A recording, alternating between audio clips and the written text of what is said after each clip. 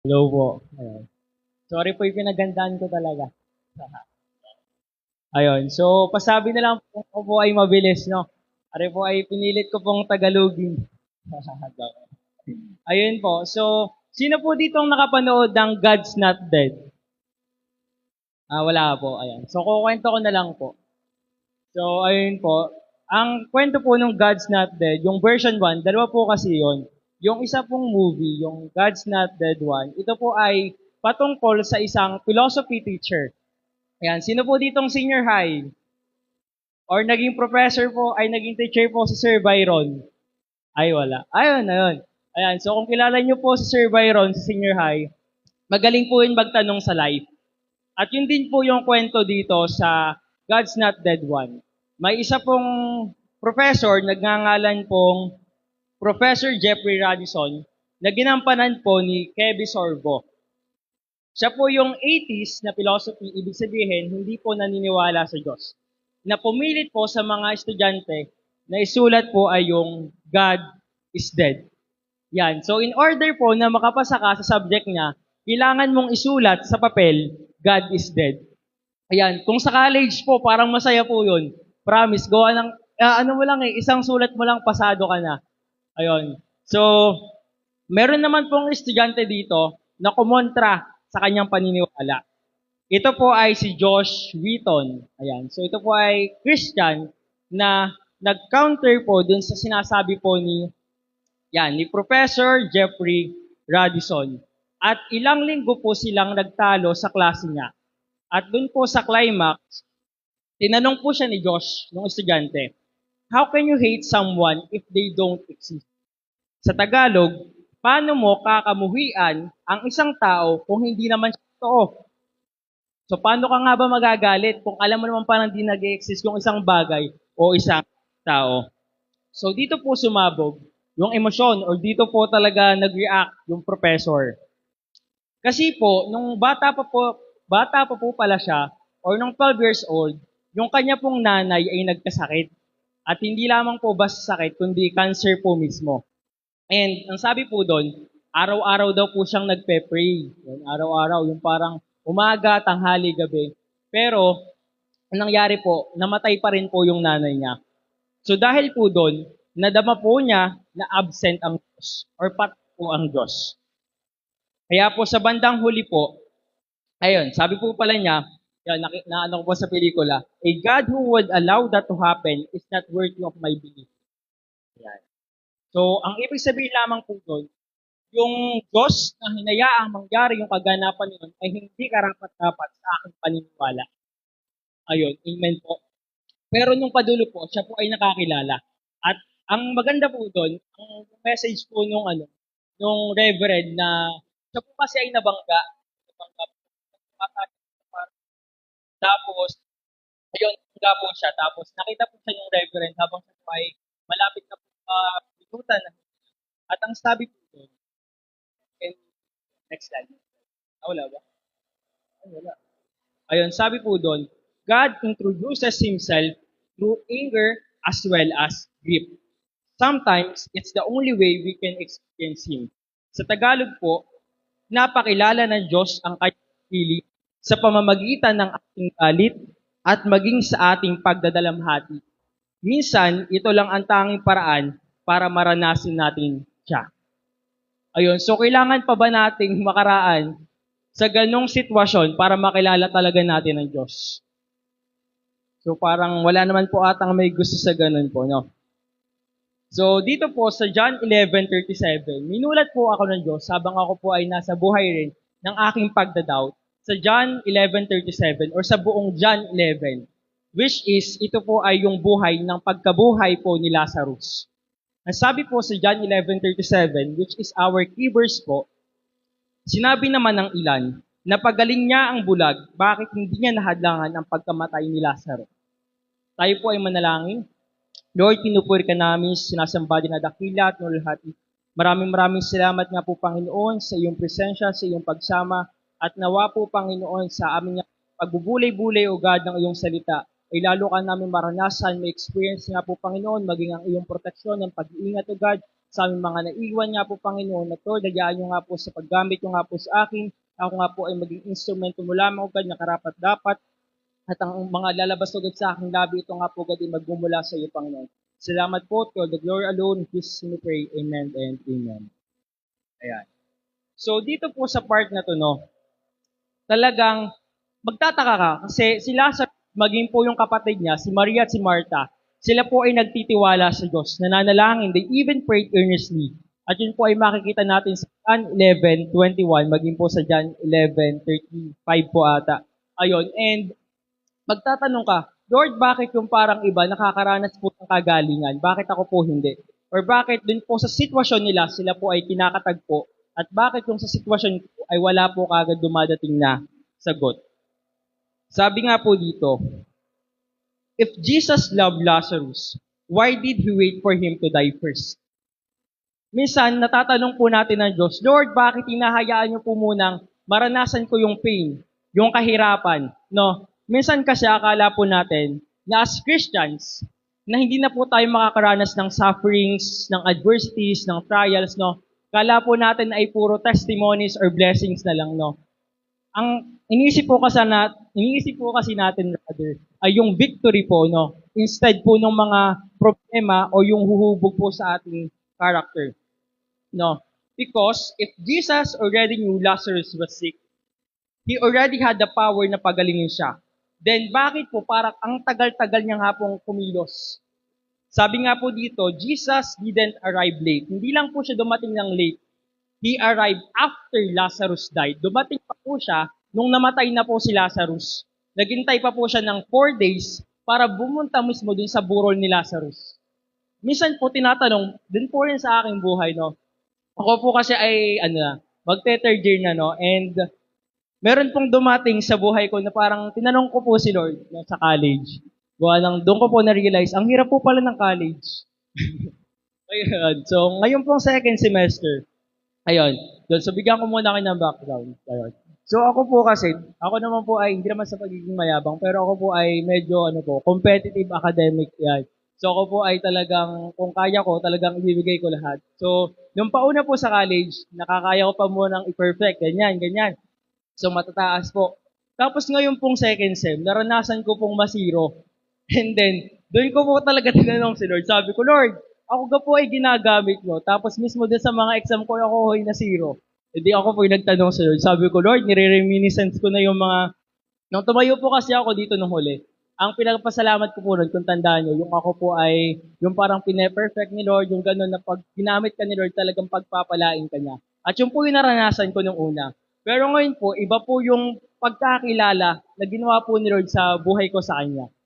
Ayun, ako po ay nasiro talaga sa exam yun. Ako po ay talagang nabibigatan. Na ako po ay tumawag pa sa daddy, ako po iyak na iyak, daddy, ako babagsak na ata dito sa subject na to. Yung gano'n, ako po ay nagdadoubt na. Yun, takot na takot po akong ma-irregular. Yan. Ang goal ko po kasi talagang ma-regular lagi. Ayun. So, yun nga nangyari, ako po ay nasiro. Tapos, naghahanap po ako ng empathy. Yan, ng ma-o-openan. Yan, so minsan po, yan, nung dumating po dito si Jano, yan, salamat sa buhay ni Jano. Yan.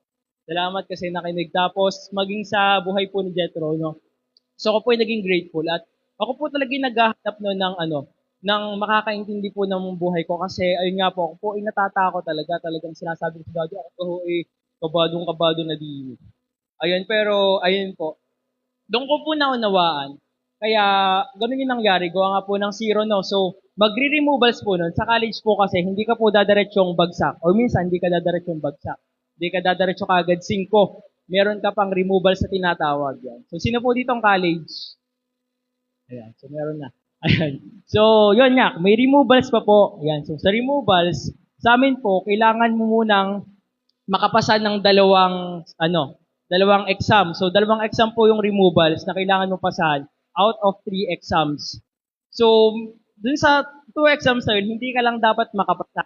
Kailangan mong makakuha ng 70 or 60 dun sa pangalawa mong exam. Ayoko po ay takang-taka. Sabi ko, Lord, ako ay na zero na sa exam na to. Paano ako makakaabot ng 70 pa? So, ako talaga ay nanghihina. Sabi ko, Lord, di ko talaga kaya eh. Talagang pagod na ako sa exam na to. Ayan. So, imagine nga po, si being Martha and Mary, sila po ay nagtiwala sa Lord. No, talagang Lord, nag-pray naman po ako, pero bakit ganon? So you believe Jesus would come immediately. But day by day, nothing happened. Parang walang nangyayari. The sickness got worse, the silence got louder, and eventually, Lazarus died. No? So sa buhay ko, talagang ako po itakanta ka, Lord, removals na, tapos 70-60. Paano ko ho ari maaabot? Di ka? Yung parang magtatanong ka, Lord. Yun. So sabi nga dito, sa John 11, verse 21, pagdating ni Maria sa kinaroonan ni Jesus, nagpatari pa siya sa paanan nito at hindi pala. Sorry, may Bible. Sinabi ni Martha, Panginoon, kung kayo po ay narito, buhay pa sana ang kapatid ko. Yun po ang sinabi ni Martha. And Maria, sabi po niya sa John 11:32, pagdating ni Maria sa kinaroroonan ni Jesus, nagpatari pa siya sa paanan nito at nagsabi, Panginoon, kung narito o lamang kayo, hindi sana mamamatay ang aking kapatid. So ayun, minsan po talagang mapapaisip ka, Lord, ginamit mo naman ako. So dati po kasi yan, yung kadugtong po nung aking buhay kanina. Ayan, so ako po ay sinasabi ko sa Lord, Lord, ako po ay nagpapagamit sa inyo. Kung tutuusin po, ang nangyayari po kasi, minsan po, may exam po kami tuwing Monday. And ang ginagawa ko po para makatugtog sa Lord, talagang nag-aaral po ako ng Sabado ng gabi hanggang madaling araw para po sa Sunday, ako po ay makakatugtog. Tapos ako po ay may aral po ako bago mag-Monday. So, ayun po, dumating po yung time na ako po ay na-burnout. Talagang napagod po. And may times po na, nag-rebelde po ako, sir, kasi siguro po hindi nyo ako nakikita dito. Alam po ni Lord na napipilitan na lang akong tumugtog. Ayun. So, minsan po, yung parang sa sitwasyon natin, kailangan nating maging honest sa Lord.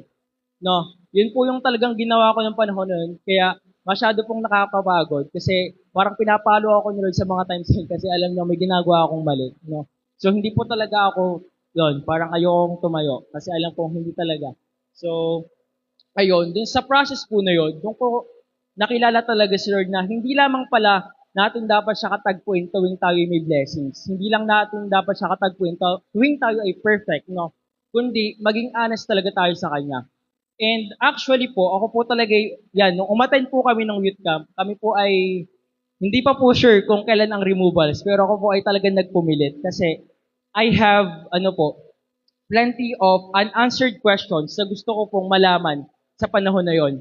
And doon po ako sinagot ni Lord, no, sa kantang Firm Foundation. Yon. So, yun po yung naunawaan ko dun sa buhay po ni Rev Gio. Kasi sinabi niya po doon na, marami po kasing quotation yun yung binanggit niya. Pero doon po sa kanta na Firm Foundation, kung tayo daw po ay nakalagpas na doon sa mga pinagdaanan natin ngayon, bakit tayo mag-fail sa pinagdadaanan natin ngayon? Amen po ba? Amen. So kung tayo po pala ay nabigyan na ng victory in our past problems or past trials or adversities, bakit hindi tayo kayang bigyan ng katagumpayan ng Panginoon? No? Sabi nga dito, minsan hindi ang problema ang pinakamahirap na pasanin, kundi ang maghintay sa Diyos tila nananahimik sa ating panalangin. Yun, minsan kasi, mas mabigat pa yung parang alam mong si Lord ay nasagot doon sa panalangin ng iba. Pero hindi kanya katagpuin doon sa iyong mga hinahanap na katanungan. Ayan. So, ang una po nating pag-uusapan ngayon is, bakit po nagtatagal ang pagsagot ng Dito po yung aking natutunan habang ako po ay nakakaranas ng mga pagsubok. So, ang number one po dito is upang ubusin ang lakas ng tao para sa mas malaki. Ayan. So, para po, makita po yung greater glory sa buhay po natin, no? So, ako po, hindi naman po talaga ako itong kalimatan yung kagaya po ng sabi ko, kwento ko na po sa inyo. Nangyari po sa akin, first year po ako yung 73%, na kung saan ako po nakaranas talaga ng talagang victories din po sa exam, din po sa aking buhay. No? So hindi ko na po talaga kailangan tumayo dito kasi mostly, ang aking pong preaching talagang nag-root po sa aking mga testimonies o sa aking pinagdadaanan. Pero ngayon po, dinala nga po ako ni Lord dun po sa grief para po lalo siyang makilala. Sabi nga po sa John 11:4, nang marinig ito ni Jesus ay sinabi niya, Hindi niya ikamamatay ang sakit na ito. Nangyari iyon upang maparangalan ang Diyos at sa pamamagitan nito ay maparangalan ang anak ng Diyos. Ayan, so doon po sa sa John 11 verse 4, ako po yung takanta nung una, sabi ko, Lord, hindi naman po basta natulog o hindi naman po basta nagkasakit, ito po ay namatay. So ako po ay parang, Lord, parang nagko-contradict yung sinabi niyo. So ayun po pala, ang sabi po doon, sa harapan po kasi ng Diyos, ang pagkamatay po ay parang pagtulog lang. Yun po yung sinabi niya doon sa ano, na si Lazarus daw po ay natutulog lang. At ang disciples po ay hindi po sila parang, ay natutulog lamang, bakit pupuntahan pa, ay gagaling lang din naman.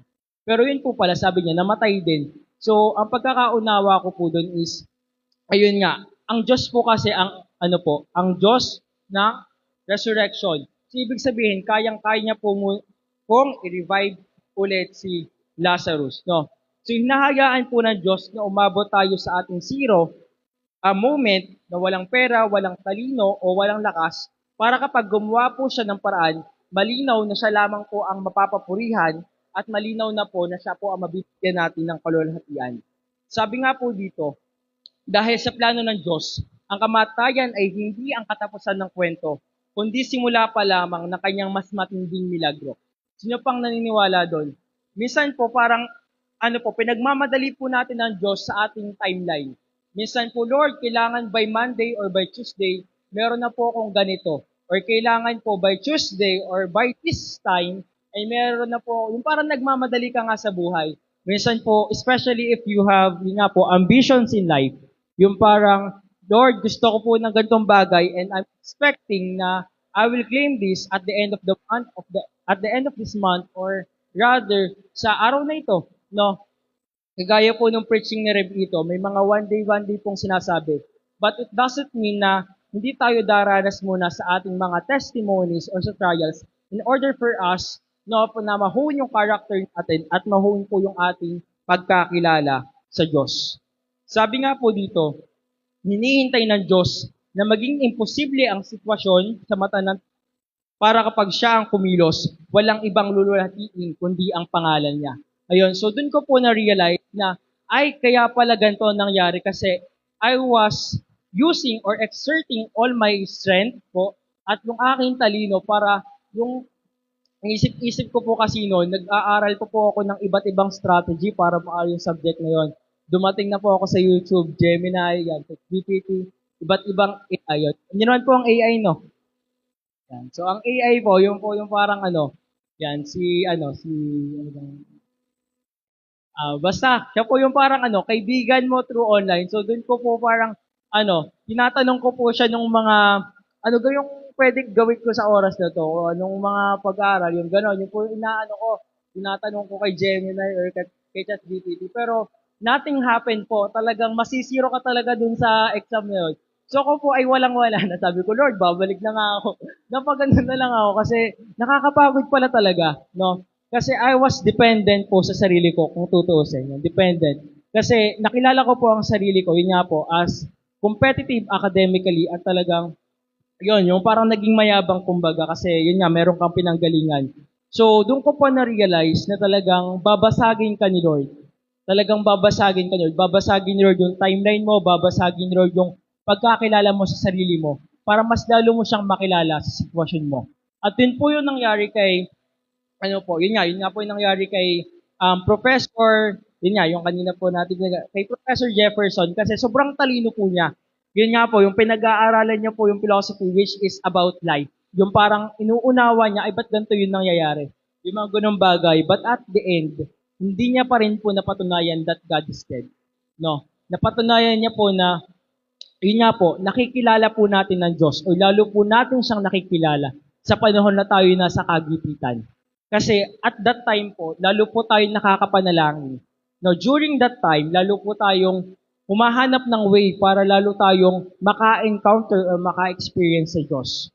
No, at yun po yung pinilit kong gawin sa panahon ng ako ay nagdududa sa Lord. Kasi marami pong mga times na parang, ang tawag doon, yung parang basta mga unexpected situations. So talagang magtitiwala ka na lang sa Lord no, dun sa mga moments na yun. Sa pangalawa po, Ang pangalawang reason po bakit tayo or bakit nagtatagal ang kasagutan ni Lord is upang mas mapalalim nga po yung encounter natin sa Kanya. So ito po yung nabanggit ko kanina. So sabi po sa John 11:15, ngunit ako'y nagagalak dahil wala ako roon upang kayo sumampalataya sa akin. Tayo'y napuntahan natin siya. So dito po sa John 11 verse 15, bago po kasi sila pumunta dun nga po sa ayun, dun po sa burol ni Lazarus. Ay ito pong si Jesus at ang kanyang disciples ay nasa, wait, kalimutan ko. Pero sila po ay malayo, no? Malayo po, kaya po nagtagal din sila papunta doon. And ayun, gawa po ng, bago po pag dumaan po sila doon, papunta doon sa, sa, tawag doon, sa burol po ni Lazarus ay papatayin daw po si Jesus. So nagdududa po sila, and even Thomas said, pag sumama daw po sila kay Jesus, ay mamamatay daw po silang lahat. Siguro po yung nangyari. Pero doon po sa times po pala yun na parang, yung parang mahirap talagang paniwalaan na sasamahan tayo ng Diyos, ay doon pa po pala natin siya makikilala.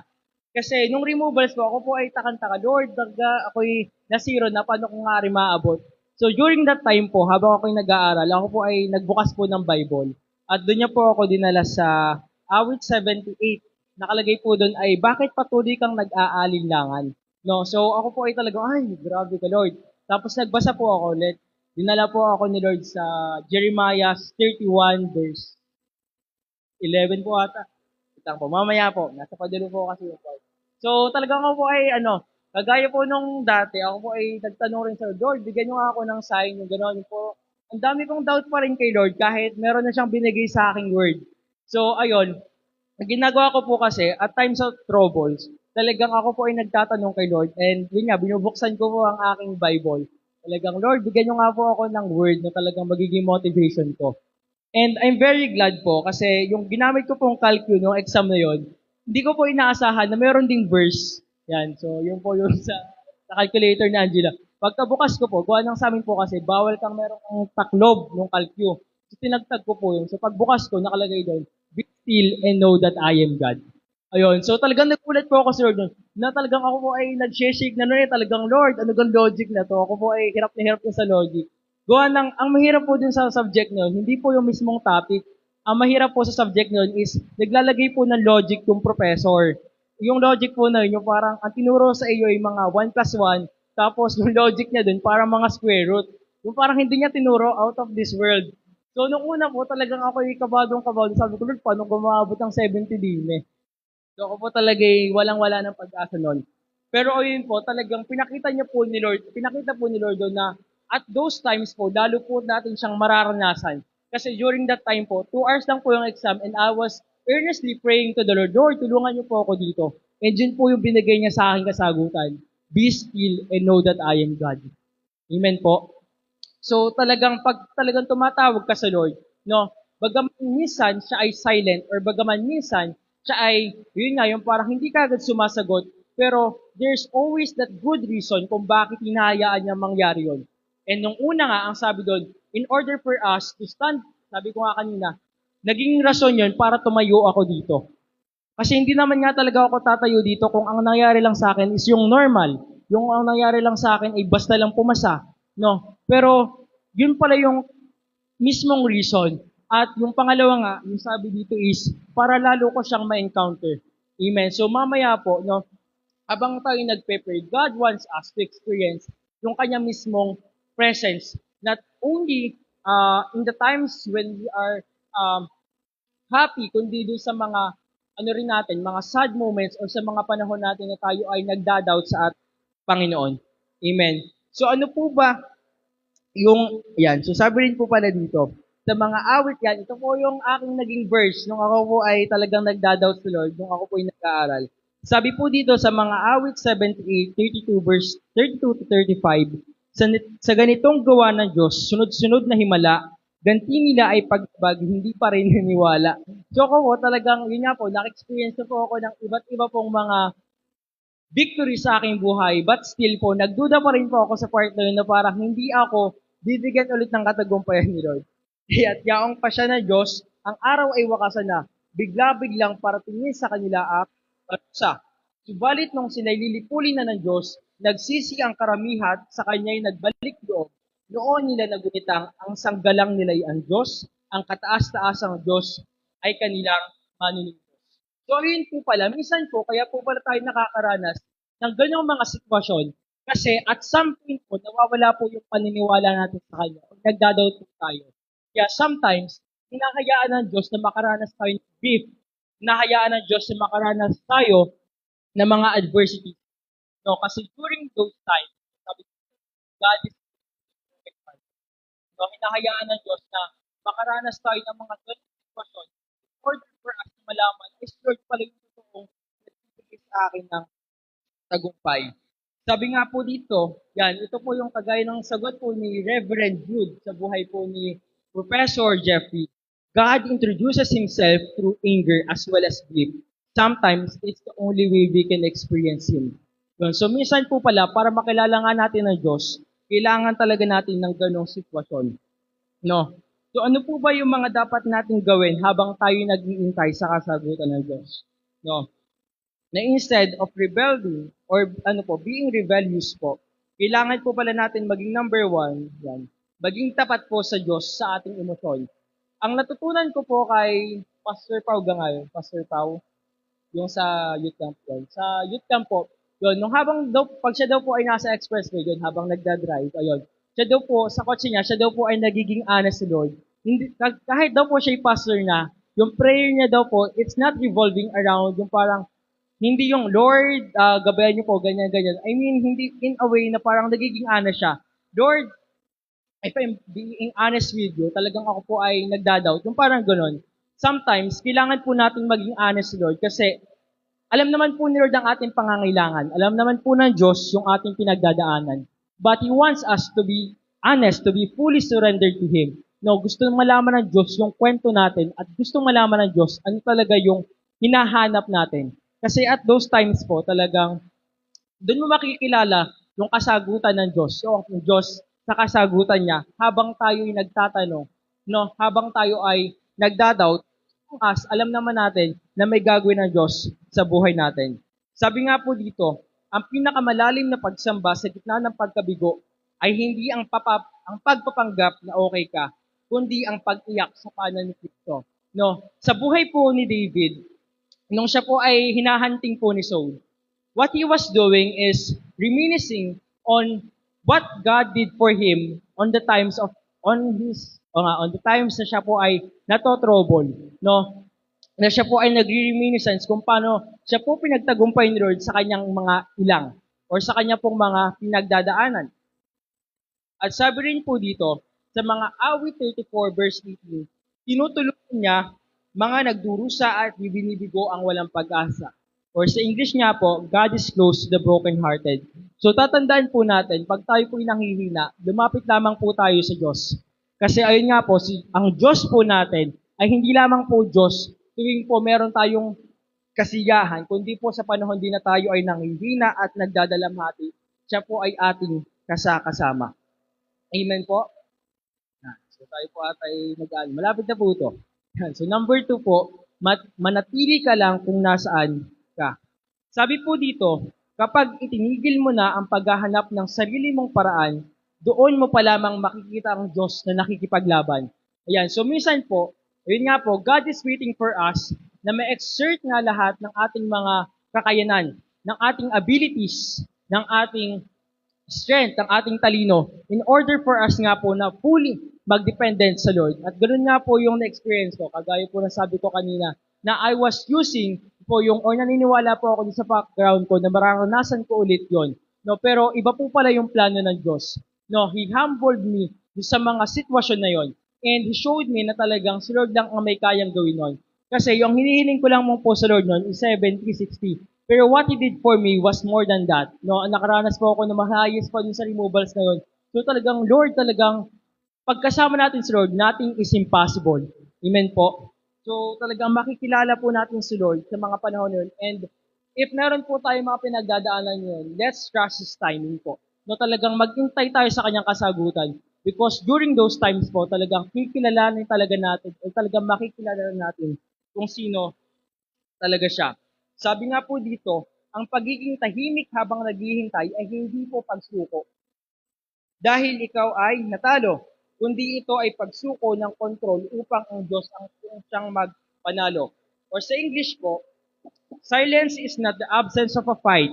It is the ultimate posture of surrender.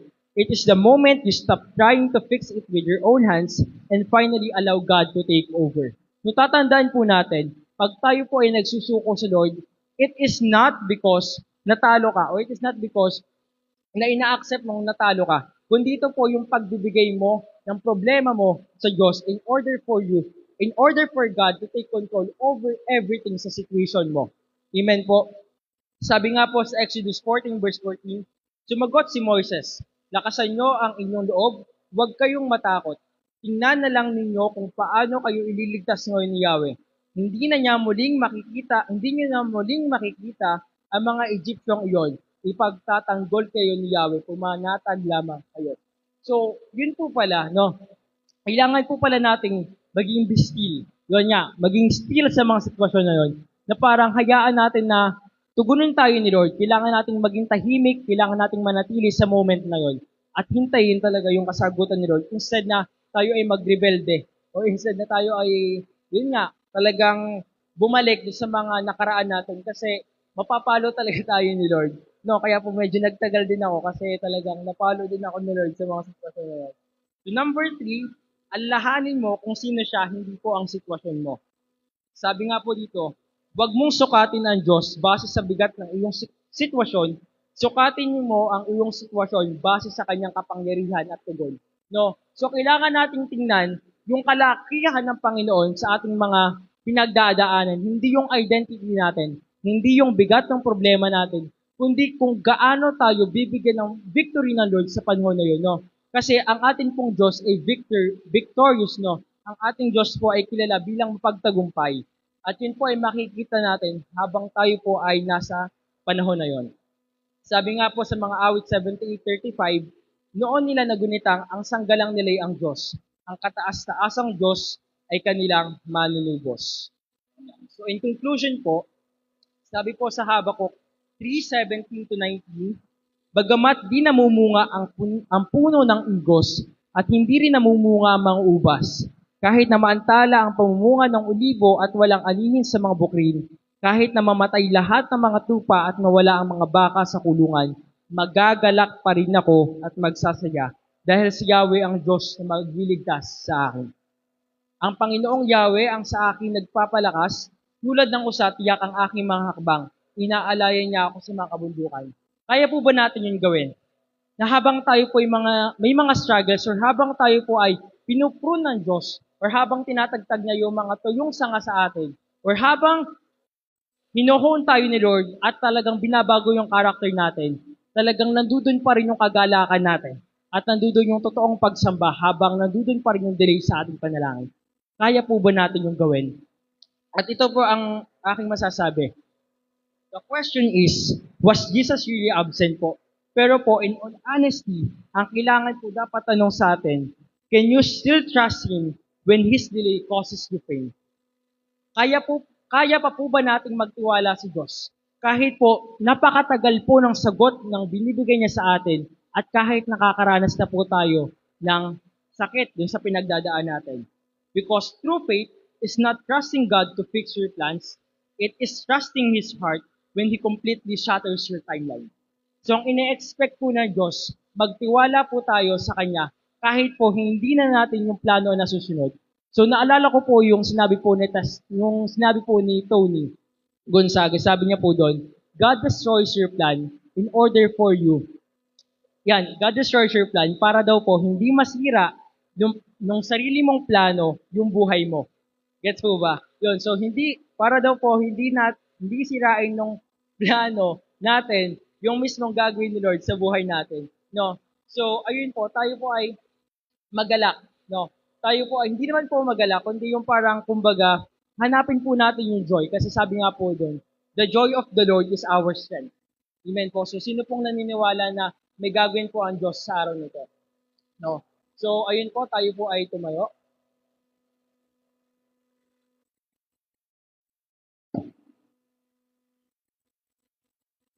So, ayun po, habang kinakanta po natin itong kantang to, hayaan po natin na katagpuin tayo ni Lord at maranasan po talaga natin siya sa ating mga pinagdadaanan ngayon because truly po, God will answer our unanswered prayers. Amen po?